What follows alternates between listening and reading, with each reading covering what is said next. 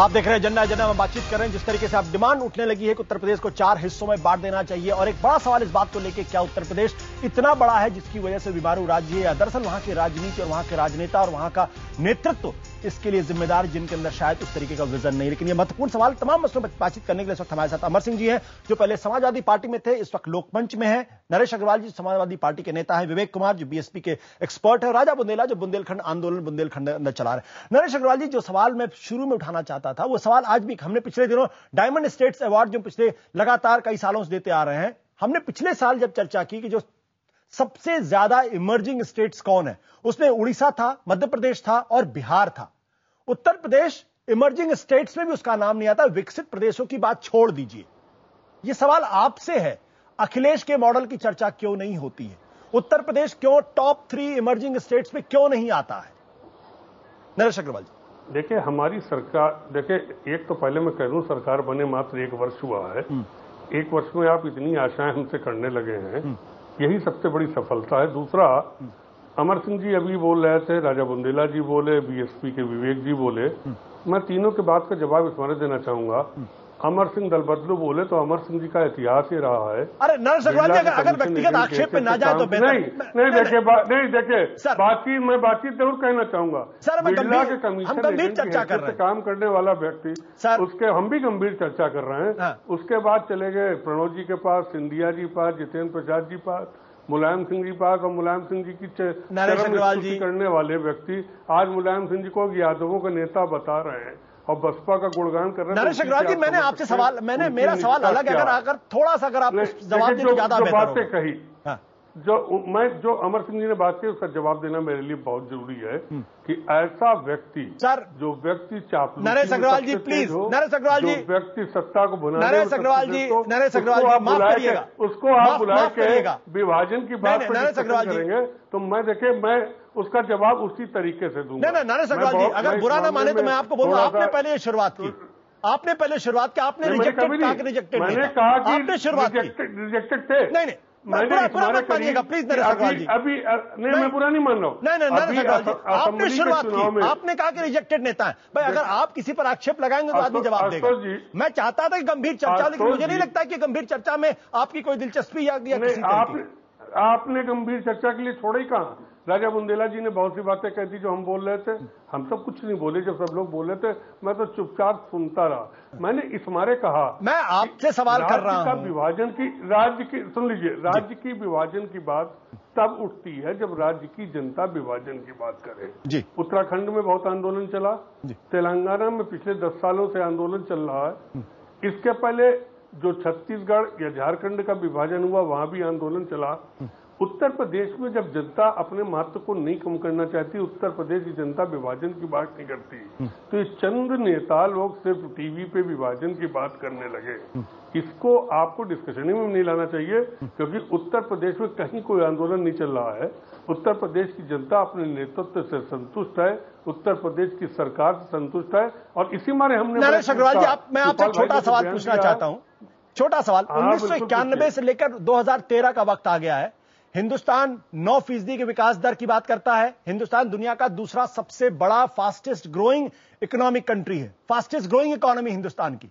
वैसी स्थिति में उत्तर प्रदेश के अंदर जो विकास की स्थिति है, वो ना तो 9% को टच करती है, ना 10% को टच करती है। तो इस दौरान आपकी भी सरकार थी, मायावती की भी सरकार थी, बीजेपी की भी सरकार थी, कांग्रेस की भी सरकार थी। मेरा सवाल आपसे यह कि हिंदुस्तान 10%, उत्तर प्रदेश 10% का जीडीपी क्यों नहीं गेन कर पाया? कहीं तो दिक्कत होगी ना। उसका भी राजनीतिक कारण है। उत्तर प्रदेश को जानबूझ के नीचे केंद्र सरकार दिखाती है, क्योंकि इधर उत्तर प्रदेश की जनता ने केंद्र की सत्ता की पार्टी को जो नकारा, तो वो पार्टी, आपकी पार्टी सपोर्ट कर रही है। पिछले 9 साल से मुलायम सिंह जी यूपीए की सरकार को समर्थन दे रहे हैं, और यूपीए की सरकार आपके समर्थन से चल रही है, और आप कह रहे हैं आपको नकारा जा रहा है। मेरी पार्टी का कोई समर्थन यूपीए सरकार को नहीं है। हमारी पार्टी खुल के सेशन में यूपीए की सरकार का विरोध करेगी। नहीं नरेश अग्रवाल जी, आज आप कह दीजिए कि आपकी पार्टी यूपीए को समर्थन नहीं देती। आप बोलिए इस बात को। हमारी पार्टी यूपीए समर्थन नहीं देगी। आप राष्ट्रपति को चिट्ठी लिखकर देंगे? माध्यम से कह रहा हूँ, आप राष्ट्रपति को चिट्ठी लिखकर देंगे? कोई समर्थन की सर, मैंने राष्ट्रपति को कोई समर्थन की चिट्ठी लिख के नहीं दी। नहीं, आप चिट्ठी देंगे राष्ट्रपति जी को, हम समर्थन नहीं देते। जब हमने पक्ष में नहीं दी तो विरोध में लिख के देने का क्या सवाल? आपकी पार्टी संसद के अंदर सपोर्ट करती है सर, संसद के अंदर सपोर्ट करती है, क्या बात कर रहे हैं आप? मैंने इशू पर सपोर्ट किया, लेकिन सरकार की, अरे आपकी पार्टी सरकार जब गिरने लगती है तो आप सपोर्ट करते हैं? कभी नहीं, ये आप लोगों की बनाई हुई चीज। न्यूक्लियर डील पे आपकी पार्टी ने सपोर्ट किया सर, न्यूक्लियर डील पे आपकी। आज आप कैसे कह सकते हैं कि केंद्र की सरकार आपके साथ सौतेला व्यवहार कर रही? वो सरकार चली गई, यूपीए 1 की थी जिनने किया था सर। यूपीए 2 में जब भी सरकार को दिक्कत होती है आपकी पार्टी समर्थन, खैर उस पर चर्चा बहुत में करेंगे। बट विवेक जी, जो मैं गंभीर सवाल उठा रहा था वो सवाल ये कि भाई जब Hindustan second fastest growing economy है, उत्तर प्रदेश टॉप 10 में भी नहीं आता है, क्यों? देखिए आशुतोष जी, इकोनॉमिक्स का एक छोटा सा उसूल है या उसका एक थियरी है कि growth on a smaller base, high growth is nothing, but growth on A bigger base and on smaller growth is very very essential. तो अगर आप इकोनॉमी देखेंगे उत्तर प्रदेश की तो इसका बेस बहुत बड़ा है और इसलिए 8% की ग्रोथ जब मायावती की सरकार में थी तब लोग अचंभा करते थे। और दूसरी बात मैं कहना चाह रहा हूं कि आप 35-40 वर्षों के कांग्रेस के राज को कहीं भी गिन नहीं रहे हैं कि किस तरह उन्होंने रीजन को डेवलप नहीं होने दिया। अगर एक साल में एक कारखाना भी लगाते या एक कार्यकाल में एक कारखाना लगते तो कम से कम 9 प्रधानमंत्रियों ने 9 कारखाने तो लगाए होते जी। और तीसरी बात मैं नरेश जी से बड़े इज्जत से कहना चाहता हूं, नरेश जी बार बार कह रहे हैं कि आंदोलन नहीं होगा तो कोई मांग नहीं उठेगी, तब तक पॉलिसी नहीं बनती है। अरे लैपटॉप की क्या डिमांड उठ रही थी जो लैपटॉप पट रहे हैं? अरे जब तक सरकार, क्या नेता लोग दुख और दर्द और पीड़ा नहीं समझते हैं, तब क्या पॉलिसी दुख दर्द और पीड़ा के आधार पर? मनरेगा की कोई डिमांड नहीं उठ रही थी, राइट टू फूड की कोई डिमांड नहीं उठ रही थी, लेकिन पॉलिसीज बनी। अगर दुख और दर्द को समझ करके नेता अगर पल्स समझता है तो पॉलिसी बना लेता है। तो इसलिए कोई जरूरी नहीं है कि आंदोलन हो तभी पॉलिसी बने। बिल्कुल विवेक जी, आप कह रहे जी आपको 35 वर्ष जरूर ध्यान देना चाहिए। बिल्कुल, आपने कहा कि कांग्रेस, बिल्कुल हमारे साथ अमर सिंह जी, जो सवाल विवेक कुमार उठा रहे हैं कि भाई कांग्रेस ने 35 साल उत्तर प्रदेश के अंदर शासन किया, वो चाहते तो देश का विकास हो सकता था। जवाहरलाल नेहरू यहां से आते थे, इंदिरा गांधी यहां से आती थी, विश्वनाथ प्रताप सिंह यहां से आते थे, चंद्रशेखर यहां से आते थे, आज राहुल गांधी, सोनिया गांधी यहां से आते हैं, अटल बिहारी वाजपेयी यहां से आते हैं। आपको क्या लगता है, क्या कांग्रेस का शासन उत्तर प्रदेश को बेहतर नहीं कर पाया, या पिछले 20 सालों में चूंकि क्षेत्रीय पार्टियों का शासन है, उनकी सोच शायद राष्ट्रीय नहीं, इसलिए विकास नहीं हो पा रहा? ये कहां पे दिक्कत पैदा हो रही? अमर सिंह। गोविंद बल्लभ पंत जी किस पार्टी के मुख्यमंत्री थे जो हिंडाल्को लगा है पूरब में जी, वो किसने लगवाया? दूसरी बात यह कि ये सबसे पहले पूर्वांचल की बात गाजीपुर के गोपाल दास गांबरी ने, कांग्रेस के सांसद ने संसद में उठाई थी और उनकी बात सुनकर के उस समय के प्रधानमंत्री जवाहरलाल नेहरू रो पड़े थे। तीसरी बात कि बिरला और सिंधिया का साथ होने पर मुझे गर्व है, क्योंकि सिंधिया छोटे आदमी नहीं थे, बहुत बड़े आदमी थे, और मैं के बिरला का बहुत नजदीकी रहा और हिंदुस्तान टाइम्स के बोर्ड के में डायरेक्टर रहा। वो मेरे अतीत का गौरव है। नहीं, मैं सुनिए, जब मेरे ऊपर आरोप लगाया गया, और मैं बहुत आदर के साथ कहता हूं कि, और बिरला, के बिरला के पिता जीडी बिरला तो राष्ट्रपिता गांधी के साथ लंदन में राउंड टेबल कॉन्फ्रेंस में गए थे और गांधी उनके घर में मरे और पटेल भी बिरला के घर में मरे। तो बिरला का साथ देना डीपी यादव और विजय मिश्रा से कुख्यात और अतीक अहमद ऐसे अपराधियों के साथ रहने से कहीं अधिक अच्छा है। और रहा सवाल ये कि मैं नरेश अग्रवाल जी की इस बात से बिल्कुल सहमत हूं कि पूर्वांचल में उस तरह का उद्वेलन, या हरित प्रदेश में उस तरह का उद्वेलन नहीं हुआ जिस तरह का उद्वेलन वहां पर आपके दक्षिण भारत में तेलंगाना के लिए हुआ। लेकिन मैं इस बात से भी सहमत हूं कि अगर उद्वेलन नहीं हुआ, अगर जनता को रोना नहीं आता, तो हम नेता सोचे नहीं, सोच करके काम नहीं करें। और जहां तक चुनाव का प्रश्न है, तो वीपी सिंह और चंद्रशेखर, ये लोग भी रिजेक्ट किए गए थे। इसका मतलब ये छोटे लोग नहीं थे, पहचान के भूखे नहीं थे सर। और समाजवादी पार्टी के पुरोधा लोहिया भी कई बार रिजेक्ट किए गए थे, लेकिन उन्होंने अमर सिंह इस चर्चा को पीछे छोड़ देते हैं। मैं बार बार कहना चाहूंगा कि हम अगर गंभीर चर्चा करते तो ज्यादा बेहतर होता व्यक्तिगत आक्षेपों से। राजा बुंदेला जी, जो सवाल मैंने अमर सिंह जी से पूछा कि भाई कांग्रेस पार्टी भी उतनी ही जिम्मेदार आपको नजर में आती जिस तरह विवेक ने इशारा किया है, या क्षेत्रीय पार्टियों का जो प्रभाव बढ़ा है, जो जातिवादी राजनीति उत्तर प्रदेश के अंदर बढ़ी है, वो उत्तर प्रदेश के लिए बीमारू राज्य का कारण बनी? निश्चित तौर पर कांग्रेस को अकेला मैं ब्लेम नहीं करूंगा आशुतोष, ये ब्लेम यहाँ की चापलूसी और चाटुकारिता पर है। जब वंशवाद के अलावा 2 अलग प्रधानमंत्री और 3 अलग प्रधानमंत्री इस देश में आए हैं, उनके समय में विकास हुआ।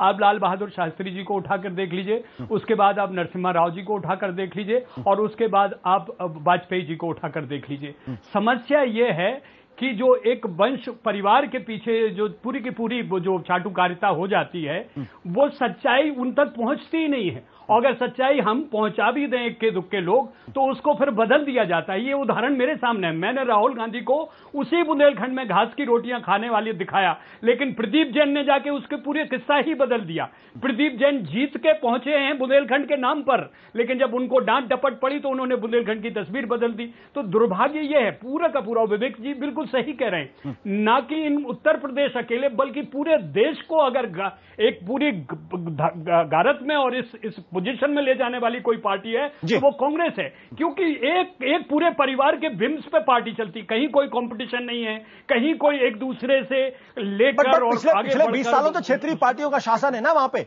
पिछले 20 सालों में तो क्षेत्रीय पार्टियों का शासन, उन्होंने क्यों नहीं किया? देखिए, उत्तर प्रदेश को छोड़ दीजिए, बाकी क्षेत्रीय पार्टियों का विकास देखिए। आप खुद कह चुके हैं कि बिहार का विकास ममता ने 36 सालों की इतिहास बदल दिया है वेस्ट बंगाल में। आप यहां पे चंद्रबाबू नायडू और उसके पहले का आप विकास देख लीजिए, जयललिता का देख लीजिए। देखिए, इस देश में अगर समस्या है तो वो एक सत्ता की है। सत्ता को जब तक आप विकेंद्रीकरण नहीं करेंगे तो समाजवादी भी वंशवाद को ही बढ़ावा देगी, और वही हो रहा है। ये नरेश अग्रवाल जी इस बात को बहुत बुरा मानेंगे, लेकिन जो सच है वो सामने है। अभी क्या हुआ, वो आप जो हुआ था, जो इलाहाबाद में बच्चों ने जो हंगामा किया, वो किस बात का सबूत था, किस बात का घोतक था, किसके खिलाफ वो आंदोलन हुआ? क्या हम लोगों ने खड़ा किया? क्या किसी पार्टी ने खड़ा किया? क्या व्यक्ति विशेष ने खड़ा किया? अरे अखिलेश सिंह जी से पूरे के पूरे उत्तर प्रदेश को उम्मीद थी। हमने अपना आंदोलन पीछे कर लिया था कि एक नौजवान मुख्यमंत्री बना है, उसकी सोच बड़ी होगी, वो पूरा का पूरा जादू की छड़ नहीं तो कम से कम एक उदारवादी नीति लेके आएगा और विकास की चर्चा करेगा। वो तो और भी मुश्किल हो गया, राजा बुंदेला जीना मुश्किल हो गया। मैं एक बार फिर बिल्कुल आप कह रहे हैं। नरेश अग्रवाल जी जवाब देना चाहेंगे जो बात राजा बुंदेला कह रहे हैं कि भाई जब अखिलेश जैसा यंग आदमी था तो लोगों को बहुत उम्मीद थी, पर पिछले 1 सालों के अंदर निराशा बढ़ी है।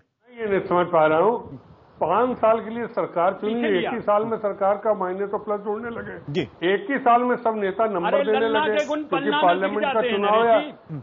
अरे राजा साहब, राजा शब्द लगा के जनता की बात करने वालों के बारे में भी जनता जानती है। और क्यों परेशान है? 2014 का पार्लियामेंट मेरा नाम ही राजा है। उत्तर प्रदेश की जनता तो क्यों राजा लगाए? नाम हटा दो राजा, प्रजा रखो। राजा जो शब्द है वो जनता का शोषक शब्द है।